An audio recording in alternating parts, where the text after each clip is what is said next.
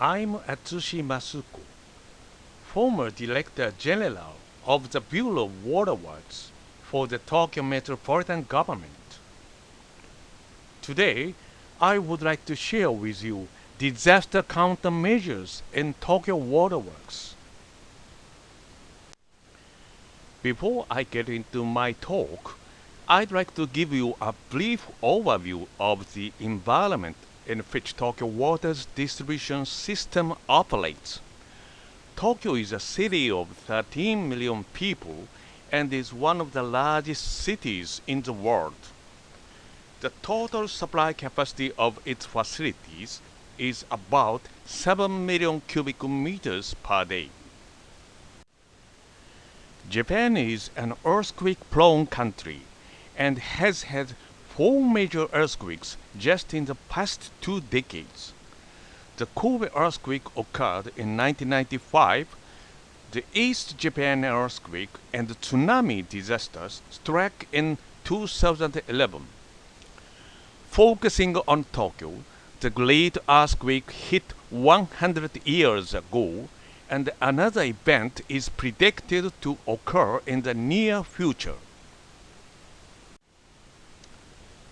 This picture shows you an example of joint slip-up damage on a 2,400 mm diameter transmission pipeline in the 2011 East Japan earthquake. It caused serious suspension of service over a large area. Here, please let me explain some of the issues I focused on as the Director General of Tokyo Water just after the 2011 earthquake struck. One was our obligation as water suppliers to sustain the water supply for not only drinking, but also for firefighting, cooking, bathing, sewage disposal, and all other purposes. Another issue I focused on was reserves and diversity of supply capacity from purification plants. Plants should have enough margin to be used as backups for other plants in order to maintain the water supply with minimal disruption. There are huge differences between the water supply that is available normally and the water supply that is available during a seismic event. A number of countermeasures are required to ensure water supply security, such as making pipe networks significantly more robust, performing maintenance and reinforcement, and putting crisis control protocols into place.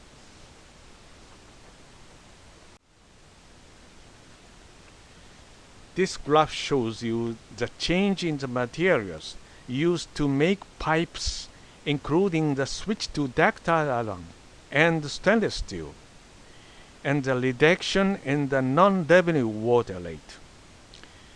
50 years ago, its rate was 40%, but the current rate is only 4%.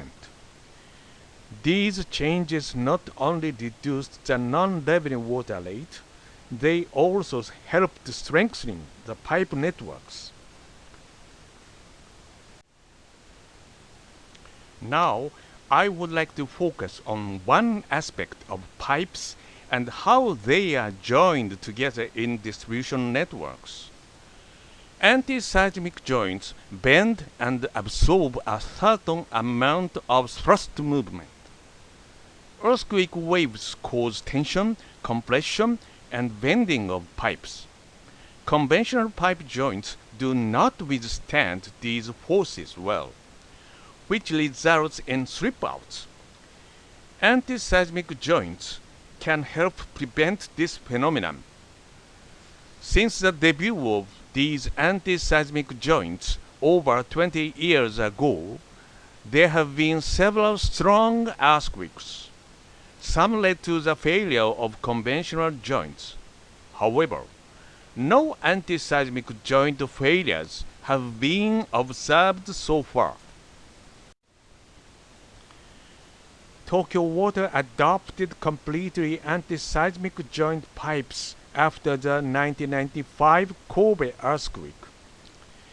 Anti-seismic joint pipes as a percentage of the total number of Tokyo Water's pipes gradually increased from 5% in 1997 to 43% in 2017.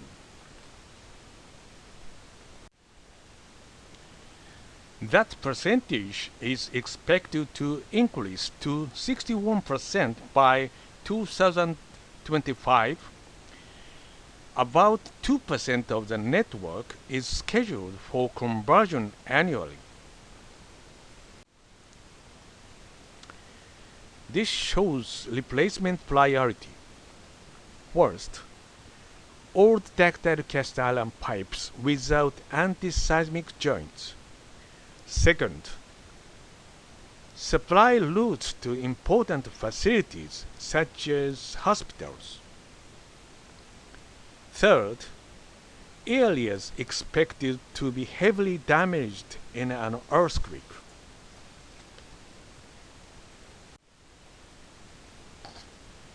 This picture gives us a general idea of the boundary of responsibility between a utility and a customer. In Tokyo, that boundary point is at the water meters, although service pipes themselves actually belong to the customers. A stainless steel service pipe is installed underground between a branch fitting from the main and a public road and the water meter on a customer's private property. For the pipe material, Tokyo Water chose SUS 316 over SUS 304 in 1980. Although it was more expensive initially, it withstands corrosion much better and requires less post-installation maintenance. In 1998, we added corrugation to these pipes. Combined, this gives us highly flexible, corrosion-resistant service connections that handle earthquake stress well.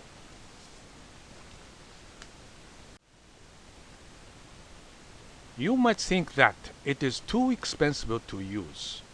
Actually, its cost itself is 2 times higher than plastic pipes. However, the ratio of its cost is only 10% of the total construction cost. Therefore, its cost as a system is only 5% higher than plastic pipe system. On the other hand, its maintenance cost is much lower than plastic pipe system. There are no need for maintenance, no corrosion, no leakage, no replacement, and no slip out in case of earthquake.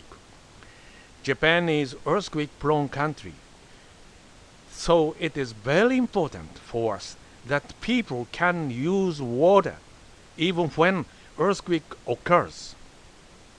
Consequently, the life cycle cost (LCC) of stainless steel pipe system is lower than that of plastic pipe system.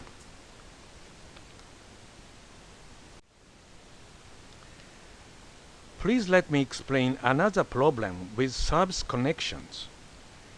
Around 15% of customer loads do not face public roads, and service pipes to those customers pass under private roads. One result was the creation of weak PVC pipe connections.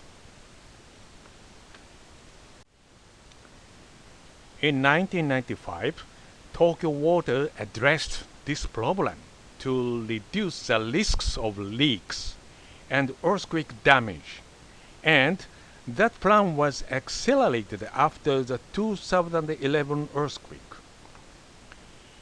Tokyo Water has installed distribution mains and private roads, and replaced PVC pipes with stainless steel pipes up to water meters. And at the end of the mains, a fire hydrant is installed. Now let me explain a bit about emergency water supply tanks in Tokyo. These tanks are installed underground in public spaces like parks and schools. They store enough water to supply 3 liters per person per day for 3 days. Water freshness in the tanks is secured by using a pump system.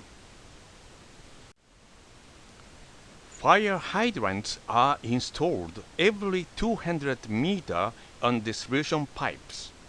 As long as there is water pressure, an emergency water supply can be accessed through these hydrants, and firefighting capability is maintained.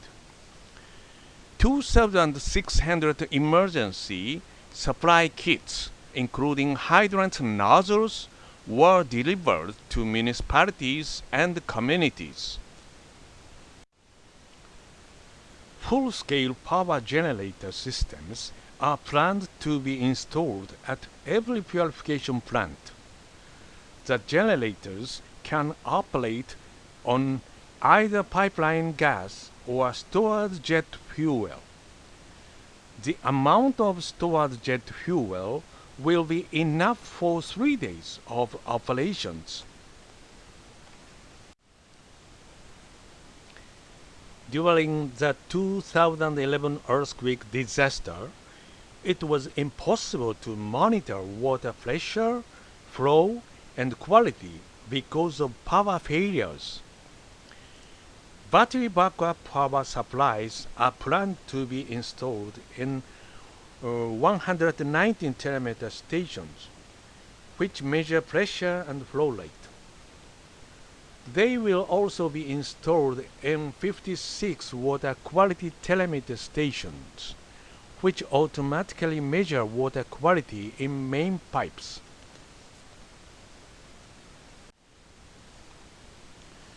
If plant renewals and renovations are delayed, the risk of problems caused by accidents and natural disasters will increase. However, carrying out many renewals at once puts too much pressure on your supply capacity and also on your budget. We all know that access to water is a basic human right. Not just for people today, but for people tomorrow. Because of this, I believe it is our duty as water suppliers to consider not only our present customers, but also our future customers. Thank you very much.